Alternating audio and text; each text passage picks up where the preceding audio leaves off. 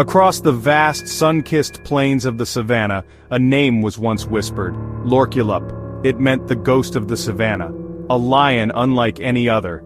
He was more myth than creature, a fleeting shadow, a breath held in the tall grass, his story a quiet echo. They said he walked between worlds, not quite of the earth, not quite of the air. He is the land's secret, an old tracker once mused, known only to the wind and perhaps the oldest stones. Lorkulup, a phantom that roamed, his presence a question mark, etched onto the very soul of this ancient land, a mystery, profound and deep. His appearances were sudden, unheralded, a flicker in the heat haze, a momentary silhouette against the fiery sunset. Then, as quickly as he materialized, he would simply be gone, vanished, leaving behind only questions, and a ripple of wonder, or perhaps unease. The savannah kept his counsel. This was no ordinary predator. His legend was not built on kills, or on the roar that shakes the plains, but on his elusiveness, his uncanny ability to be, and then not to be. Lorkulup, the enigma, a silent narrative unfolding across the timeless stage of the wild. The rangers, men of the earth, knew the savannah's pulse. They had seen Lorkulup, or rather, they had sensed him, briefly. Like a dream you can't quite hold, one said, his eyes reflecting distant horizons, a memory just out of reach, a story told in hushed tones. Tracking him was an exercise in futility. His spoor would appear distinct and clear, then, inexplicably, it would dissolve, as if the earth itself chose to hide his path. He left no pattern, no predictable route, only a lingering sense of his passage, a whisper through the acacia thorns. The wild held its breath for him. He was often spoken of around campfires. When the African night descended, vast and deep, each ranger had a tale, a glimpse, a feeling, a sudden chill in the warm air, the rustle of grass where nothing should be. Lorkulup was the unseen presence, the silent watcher, felt more than truly observed. Sometimes in the early morning mist when the world was still and veiled, a shape might be discerned, majestic, solitary, the unmistakable outline of a great lion. Lorkulup. Then the mist would swirl, and he would be gone, a ghost absorbed by the gray light. Photographers too came seeking him, drawn by the allure of the unseen, the challenge of the uncaptured. They came with their long lenses, their patient hides, their hopes of immortalizing the myth. Lorkulup, however, remained elusive, a ghost in their viewfinders, a legend that defied the frame. He seemed to possess an awareness, a sixth sense for the camera's gaze. Many a photographer spoke of it, the feeling of being watched themselves, only to turn and find nothing, or to check their footage and find only the empty, swaying grass, as if Lorkulup willed himself invisible, a true master of evasion. The few images that exist are ethereal, blurred, distant, ambiguous, a tawny flank disappearing into shadow, a pair of eyes glowing faintly in the twilight. These imperfect pictures only deepened his mystique. They did not define him. They merely hinted at his spectral form. Proof, perhaps, that some things resist capture. Some beauty is meant to remain wild. His elusiveness became his signature, more compelling than any clear portrait. The pursuit of Lorkulup was a lesson, in patience, in humility. It taught that the wilderness holds secrets, that not all can be catalogued or pinned down. He was the spirit of the untamed, forever just beyond reach, a beautiful, haunting enigma. Lorkulup's reign was different. He became a dominator, it is true, but not in the way of lions, not through bloody battles or deafening roars of conquest. His was a silent takeover, a subtle shift in the savannah's power. Territories fell to him, almost willingly, as if by an unspoken understanding. No challenger met his gaze for long. There are no tales of him fighting for land. Instead, other prides would simply move, drift away from the areas he chose, a new vacancy filled by his quiet presence. Was it fear or something else? A recognition of an authority that needed no violent display. His dominion was an accepted fact. He moved like a whisper, a golden shadow flowing through the land. His presence was an announcement in itself, sufficient to alter the boundaries, the intricate politics of the lion world. He did not need to assert his strength, it was simply known, felt in the air, carried on the wind. This silent domination was his hallmark, a king who ruled not by force, but by an almost supernatural aura. The other creatures seemed to sense it too. A hush would fall as he passed. The savannah acknowledged his passage. Lorkulup, the unseen sovereign, his authority an invisible mantle, worn with quiet, profound grace. The fear Lorkulup inspired was unique. It was not the terror of a charging beast, nor the panic of a sudden ambush. It was a deeper, more primal feeling, the unease of the unknown, the apprehension of an unseen power, a presence that could be anywhere, or nowhere, a constant subtle pressure. His methods were always subtle, a scent on the night air, a shadow that moved too quickly, the sudden unexplained retreat of rivals. These were his calling cards. No roars were needed to announce his claim. His silence was more potent, more unnerving, than any overt display of aggression. Imagine the scene, a rival male, proud and strong. Suddenly he stiffens, his ears twitch, his gaze unfocused. He has sensed something, not seen, not heard, but felt. A silent command to depart. And so he would turn and lead his pride away, yielding to the ghost, to the silent dominator, Lorkulup.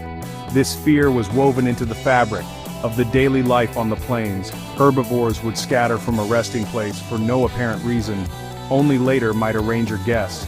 That Lorkulup had passed that way, his aura preceding him, a ripple of disquiet. The savannah itself seemed to hold its breath.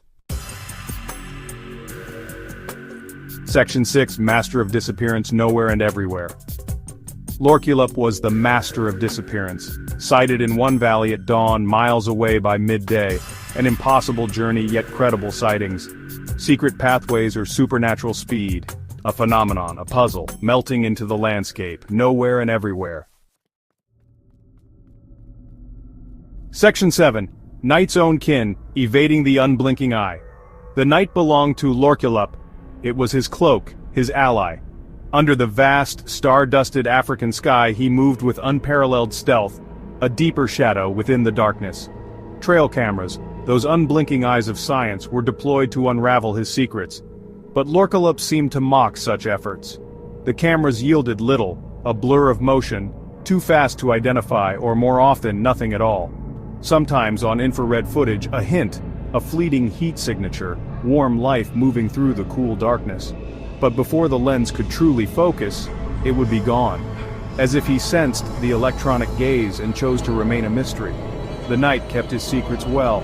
His paw prints, found in the morning dew, were often the only testament to his nocturnal journeys. Large, clear, and then abruptly, they would fade or turn onto rock, leaving no trace. Lorkulup, kin to the night itself, he moved through the darkness as if he were woven from it, a true phantom of the moonlit hours. Section 8, The Unwritten End, When the Ghost Vanished. Then one season the whispers changed. Lorkulup was not seen, not in his usual haunts nor in unexpected places. The sightings ceased, the fleeting glimpses ended, the ghost of the savannah simply was no more. His departure as silent as his life. There was no epic battle, no fallen king found by rangers, no signs of sickness or old age taking its toll, at least none that were ever discovered. He did not fade slowly, he vanished as completely and mysteriously as he had so often done before. But this time, he did not return. The savannah seemed to hold its breath. A quiet expectation hung in the air for weeks, then months.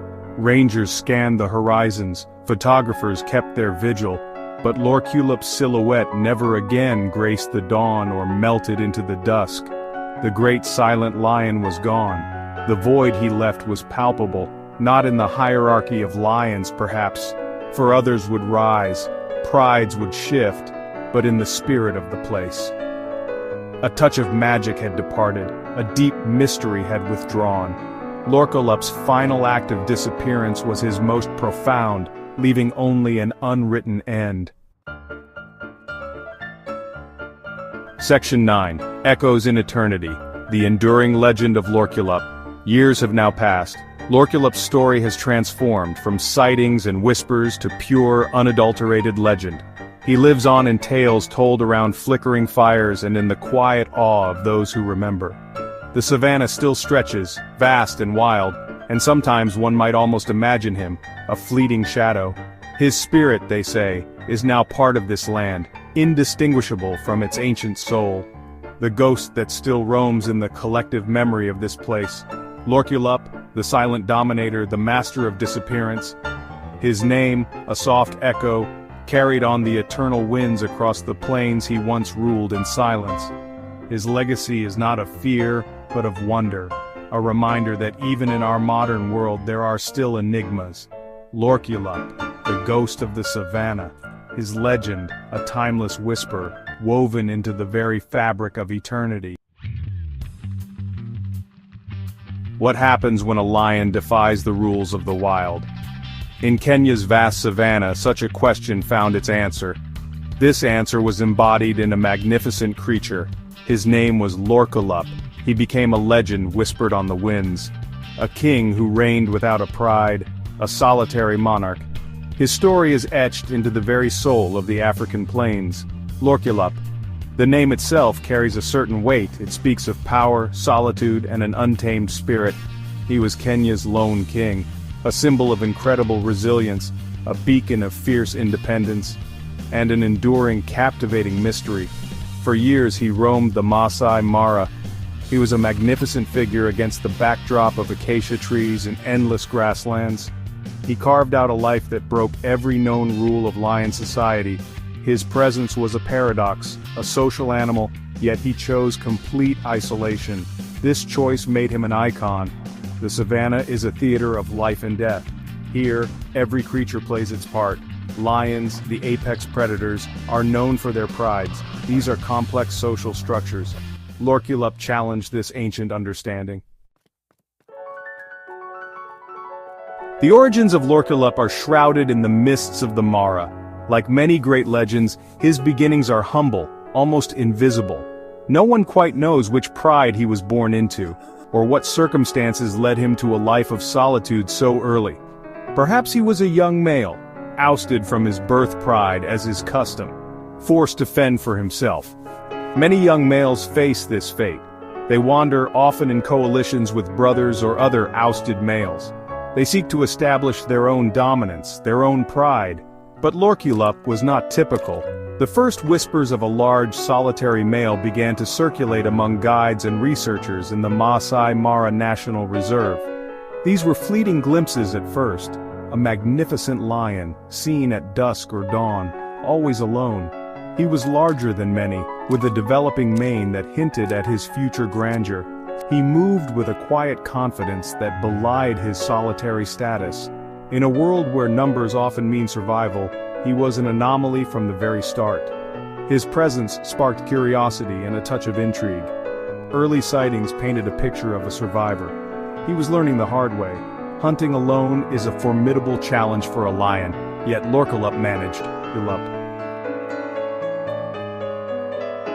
The origins of Lorkulup are shrouded in the mists of the Mara. Like many great legends, his beginnings are humble, almost invisible. No one quite knows which pride he was born into, or what circumstances led him to a life of solitude so early. Perhaps he was a young male, ousted from his birth pride as is custom, forced to fend for himself. Many young males face this fate, but Lorkulup was not typical.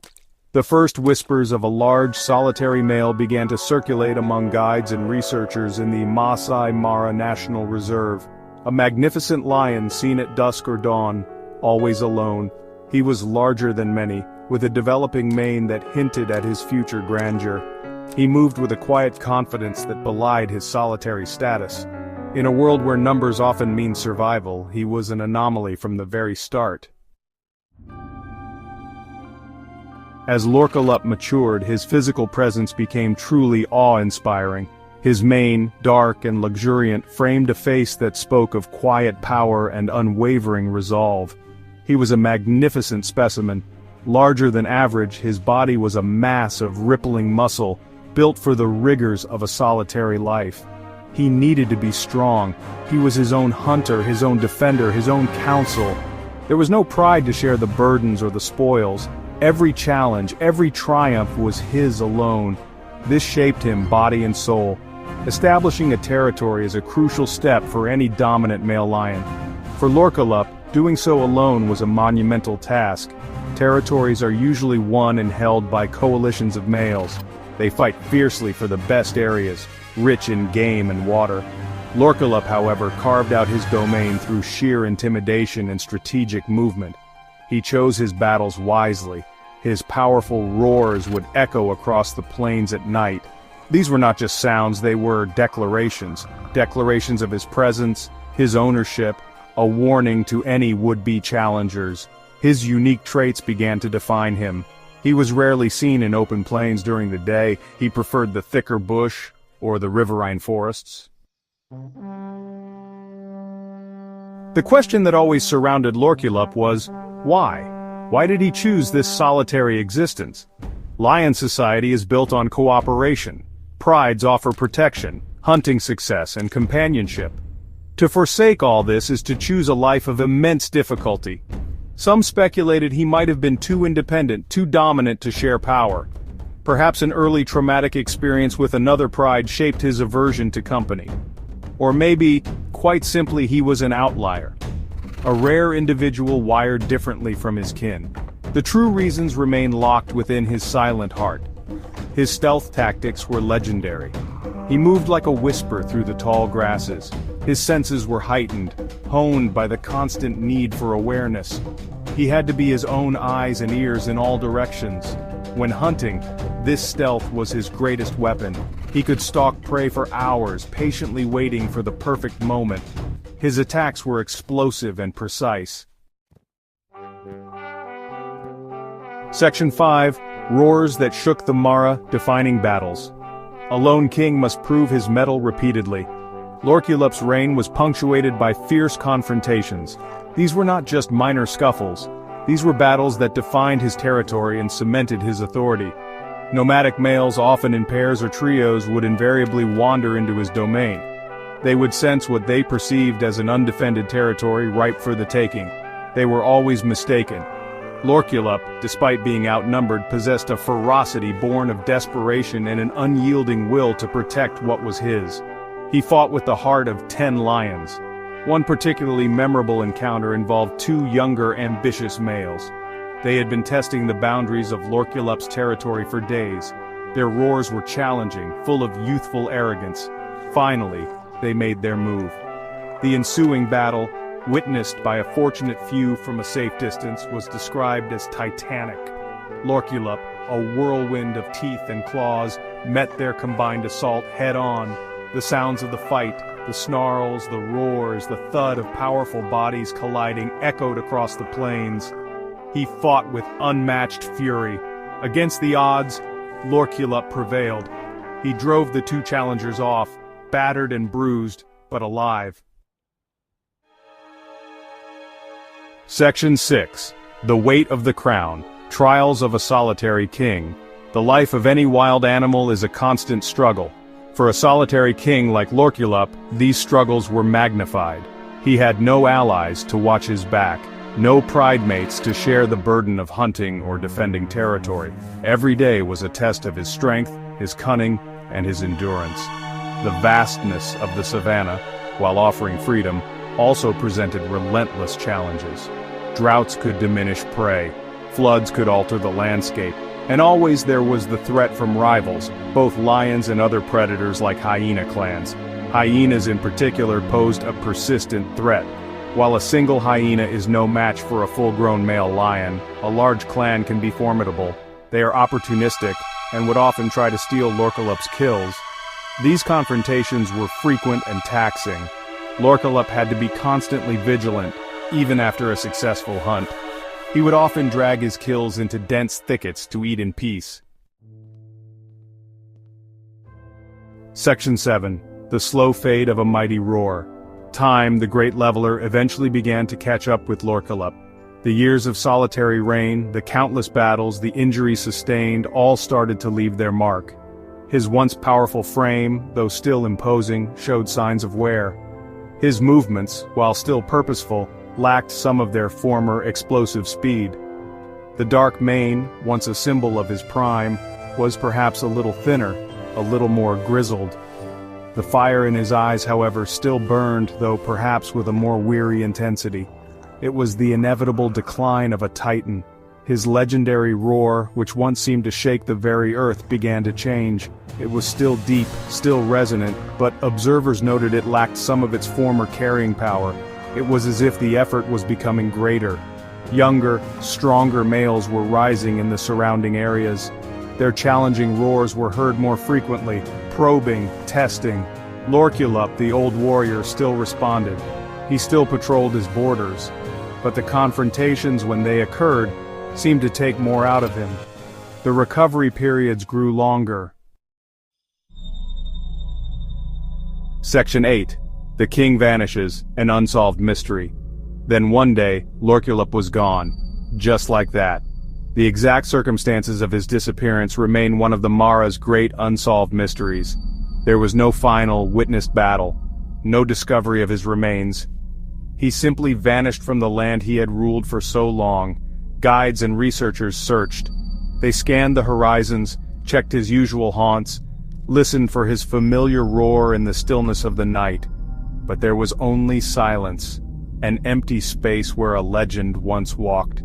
The king had abdicated his throne unseen, unheard. Several theories abound. Perhaps weakened by age and injuries, he was finally overcome by a coalition of younger, stronger rivals.